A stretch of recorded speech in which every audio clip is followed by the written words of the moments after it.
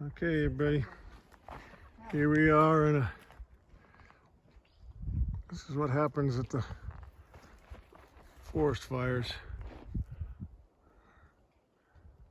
A lot of these trees are still standing, but they're all dead.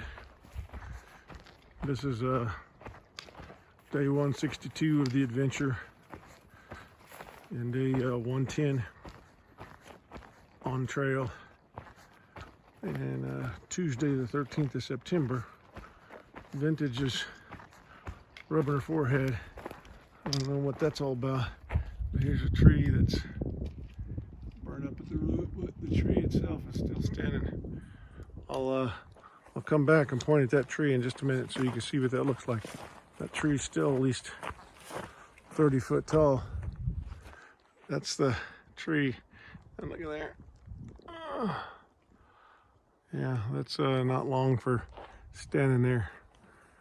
Another snow season or wind season, and that joker is going to come down. I don't know how long it takes for all of these to eventually come down. Look at that.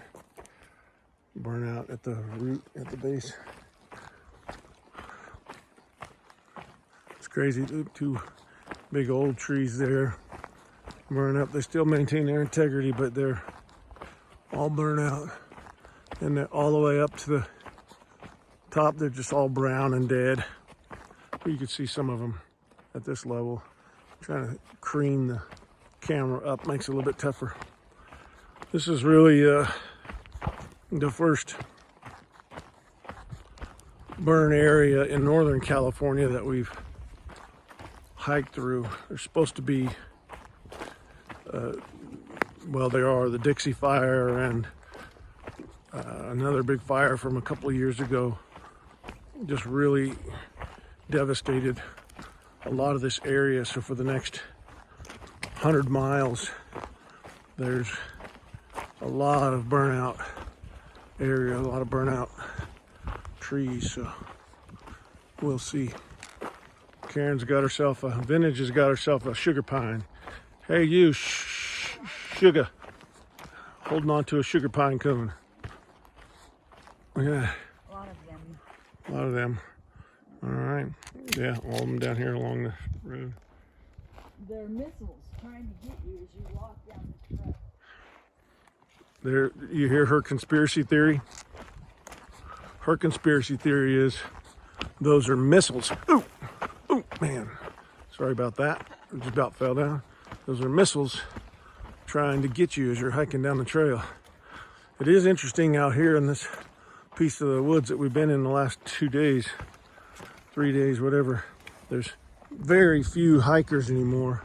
We did see 4 sowboers this morning.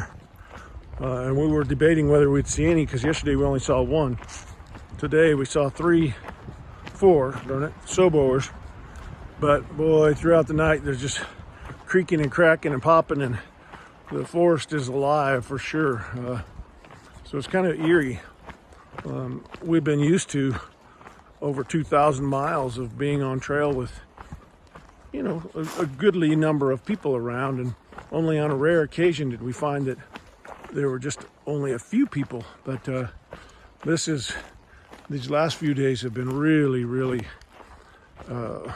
sparse, and we're expecting that every step further north we take will be fewer and fewer hikers, because at this point this is about halfway for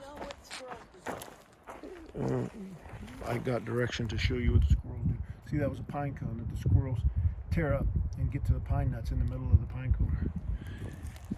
Anyways, at this point it's about halfway for the sowboers, and they have got to get a move on because the High Sierra